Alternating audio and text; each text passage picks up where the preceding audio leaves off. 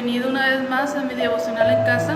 Esperamos que el tema que traigamos hoy para ti sea de bendición y edificación para tu vida. Hoy vamos a estar viendo ahí en el libro de Hebreos, capítulo 10, versículos 19 al 25. Si tienes una Biblia ahí a tu mano, ve por ella para que tú estés confirmando que lo que se está leyendo está escrito en su palabra. El tema de nuestro devocional es un camino nuevo. Y conforme vayamos desglosando estos versículos, espero que vayamos entendiendo qué es lo que nos quiere dar Dios hoy en este día, cuál es el consejo que nos quiere dar Dios hoy en este día. Y dice así, con la autoridad del Padre, del Hijo y del Espíritu Santo, Hebreos 10, del 19 al 24, dice: así que, hermanos, teniendo libertad para entrar en el lugar santísimo por la sangre de Jesucristo, por el camino nuevo y vivo que Él nos abrió a través del velo, esto es, de su carne, y teniendo un gran sacerdote sobre la casa de Dios, acerquémonos con un corazón sincero, en plena certidumbre de fe, purificados los corazones de mala conciencia y lavados los cuerpos con agua pura. Mantengamos firmes sin fluctuar la profesión de nuestra esperanza, porque fiel es el que prometió. Y considerémonos unos a otros para estimularnos al amor y a las buenas obras, no dejando de congregarnos como algunos tienen por costumbre, sino exhortándonos, y tanto más cuanto veáis que aquel día se acerca. Y fíjate, aquí Dios nos da varios consejos que tenemos que hacer, porque dice, más ahora cuando estás viendo que el día de nuestra redención se está acercando. Y hoy en día tenemos una generación que le hace falta un respeto por Dios, un temor a Dios, una generación que no tiene reverencia hacia Dios. ¿Por qué decimos? Porque hay mucha falta de temor a Dios, de respeto a Dios. ¿Por qué? Porque hoy nuestra generación quiere tener a Dios a nuestro nivel, y no es así, porque Él es el Dios, dice, soberano, creador de todo el universo, y Él es santo, y no podemos tener a Dios a nuestro nivel. Dice, queremos traer a Dios abajo a nuestro nivel, a lo común y corriente, y no, porque Él es Dios. A pesar de que nosotros tenemos acceso directo, como nos lo está diciendo aquí el apóstol Pablo, a través de Jesucristo tenemos acceso directo ante su presencia, ante su trono, tenemos acceso directo a la comunión con Dios. A través de nuestro Señor Jesucristo, no lo podemos tener a nuestro mismo nivel, porque Él es Dios, porque Él es nuestro Padre, y tú no puedes ponerte al nivel de tu Padre. Al contrario, tú lo tienes que honrar, tú lo tienes que respetar, tú lo tienes que valorar. Dice, a pesar de que nosotros tenemos ese acceso directo a Él como sus hijos, no debemos olvidar nunca que este acceso fue comprado con la preciosa sangre de su único Hijo. Y nadie que realmente entienda esto puede entrar jamás a la presencia de Dios sin un sentido de contemplación santa.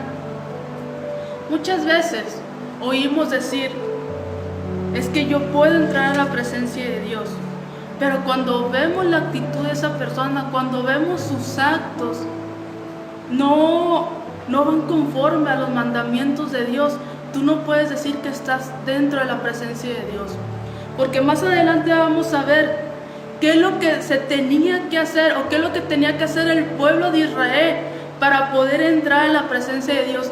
Y no todos entraban a la presencia de Dios, solamente el sumo sacerdote entraba al lugar santísimo donde se encontraba la presencia de Dios. Dice, nadie que comprenda el precio tan increíble pagado en el Calvario puede dar por sentada su relación con Dios. ¿Qué quiere decir? Cuando tú comprendes el gran precio que pagó nuestro Señor Jesucristo, tú no te conformas solamente con el ir y venir, tú no te conformas con el solamente decir yo soy cristiano, Cuando tú comprendes ese precio que Jesús pagó en la cruz del Calvario, tú empiezas a valorar todo lo que Él hizo por ti. Tú empiezas a quererle conocerle más. Tú empiezas a querer tener comunión con Él día con día. Tú empiezas a querer conocer más de su palabra, más de lo que nos dejó Él escrito en su palabra. ¿Por qué? Porque empiezas a valorar todo lo que Jesús ha hecho por nosotros, todo lo que Dios ha hecho por nosotros, que dice que dio a su Hijo unigénito para que muriera por nosotros. Cuando tú comprendes lo que Jesús hizo en la cruz del Calvario, tú empiezas no te conformas con solo ir y venir. Tú empiezas a indagar y a buscar más para conocer a esa persona que lo dio todo por ti. Dice, realmente nosotros nunca podremos entender a Dios ni la forma como Él se relaciona con nosotros, a menos que primero comprendamos el verdadero sentido de su santidad y su mandato a que seamos santos. Cuando estamos en la presencia de Dios, estamos en tierra sagrada. Nunca actuemos como que si el propósito de Dios es para hacernos más felices y más exitosos. Muchas veces el propósito de Dios es todo lo contrario. Muchas veces para poder cumplir el propósito de Dios tenemos que entrar por un desierto donde te encuentras solo, donde no hay nadie, solamente tú y Dios. Muchas veces confundimos de que Dios me va a usar y su propósito es que yo sea muy feliz y muy exitoso, y no es así. Si tú te pones a ver toda la vida de los discípulos y de los profetas, ellos sufrieron mucho para poder cumplir el propósito de Dios. Fueron encarcelados, fueron golpeados, unos fueron hasta asesinados, pero cumplieron el propósito de Dios. Dice, cuando meditas en el precio que Jesús pagó para darte acceso al Padre, comenzarás a atesorar tus momentos de oración con Él. La adoración de Dios se volverá en un privilegio que recibirás con gratitud. Lo que decíamos ahorita, cuando valoras lo que Jesús pagó por ti en la cruz, comenzarás a atesorar tus momentos de oración con Él. Ya no lo vas a hacer por obligación, ya no lo vas a hacer por rutina, sino es para agradecer todo lo que Dios ha hecho por ti. Es para conocer más a tu papá, es para conocer más a tu amigo, a tu hermano, que es el Señor Jesucristo. Dice, la adoración de Dios se volverá en un privilegio, no en una obligación, no en porque lo tengo que hacer. Cuando tú empiezas a tener comunión con Dios, cuando tú empiezas a valorar lo que Dios ha hecho por ti, dice, la adoración se va a convertir en un privilegio hacia la gratitud que tú sientes por tu Padre, a la gratitud que tú sientes por Jesús. Dice, amarás más las Escrituras a medida que te esfuerces en ser santo en todo lo que haces.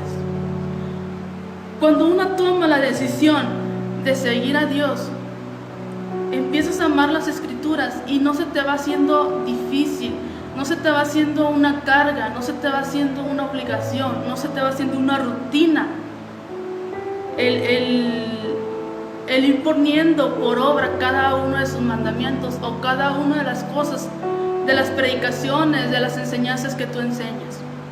Se te va haciendo, vas amando, vas a ir amando cumplir las Escrituras, vas a ir amando cumplir sus mandamientos. ¿Y qué de bueno te va a traer eso?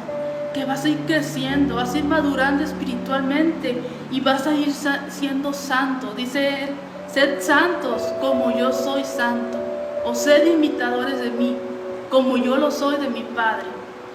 Dice 1 Pedro 1:5, sino como aquel que os llamó es santo, sed también vosotros santos en toda vuestra manera de vivir. Dice solamente en algunas partes, no, dice en toda vuestra manera de vivir, que mis pensamientos, que mis palabras, que mis actos, que mis acciones, que mi manera de ser, mi manera de vestir, mi manera de pensar, todo sea santo. No solamente unas partes, no solamente aquí en la iglesia. En todo lo que yo haga, dice, sed santo en nuestra manera de vivir. Si ya no te sientes maravillado por el increíble regalo de la salvación que te ha dado, si ya no sientes admiración, ya nada te llama la atención, ya no te llama la atención el leer la Biblia, ya no te llama la atención el orar a Dios, ya no te llama la atención el adorarle. Dice, necesitas volver al pie de la cruz y ver todo lo que Jesús hizo por ti, todo lo que sufrió por ti, todo lo que tuvo que pagar por ti, para que tú empieces a valorar ese maravilloso regalo de la salvación que nos dio Dios a través de su Hijo Jesucristo. A veces, cuando lo tenemos todo, no valoramos lo que Dios ha hecho en nosotros. Nos olvidamos de Dios. Pero cuando nos hace falta, es cuando empiezas a valorar todo lo que Dios ha hecho en tu vida, todo lo que Dios ha suplido a tu vida. Dice el 21 y el 22, y teniendo un gran sacerdote sobre la casa de Dios, acerquémonos con corazón sincero, en plena certidumbre de fe, purificados los corazones de mala conciencia y lavados los cuerpos con agua pura. Y fíjate, yo creo que muchas veces nos han explicado la estructura misma del tabernáculo, del templo judío, simbolizaba una relación separada por una barrera. Antes estábamos separados, o nos separaba el poder estar ante la presencia de Dios.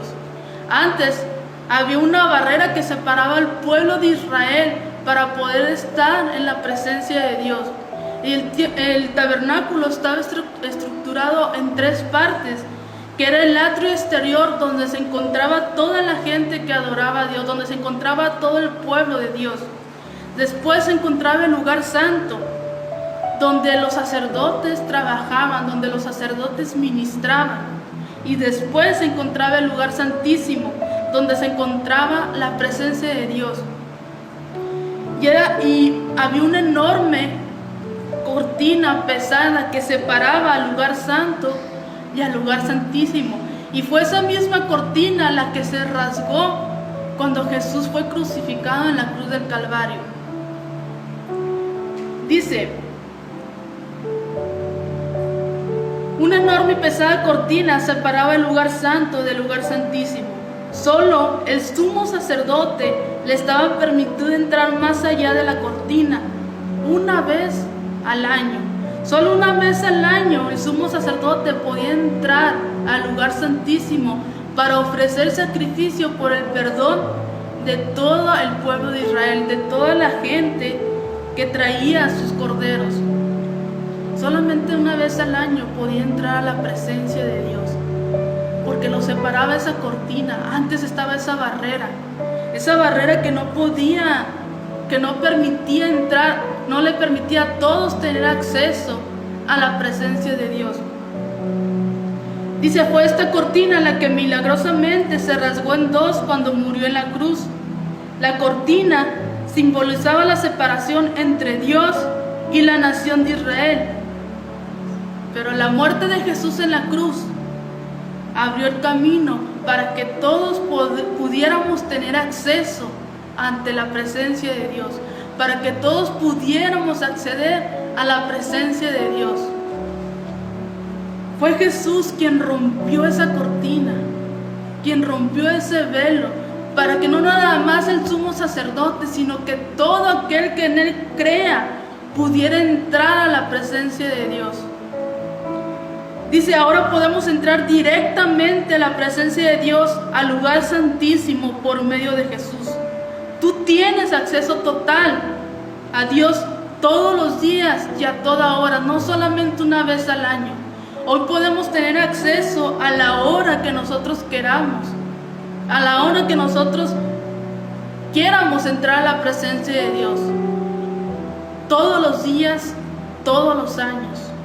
A toda hora podemos tener acceso a la presencia de Dios. Dice, gracias a la muerte de Jesús en la cruz y el perdón que Él te ofrece por tus pecados. Pero ¿qué significa entrar directamente a la presencia de Dios? Dice, por un lado significa que no lo oramos a un Dios distante, sino a un Dios que vive dentro de nosotros. Ya no tenemos que tener que acudir al sumo sacerdote para que Él pueda interceder por nosotros. Nosotros podemos tener acceso directo a Dios porque Él vive dentro de tu corazón. Dice, por otro lado significa que nosotros oramos con la completa seguridad que ya no hay ningún obstáculo que nos permita platicar con Dios.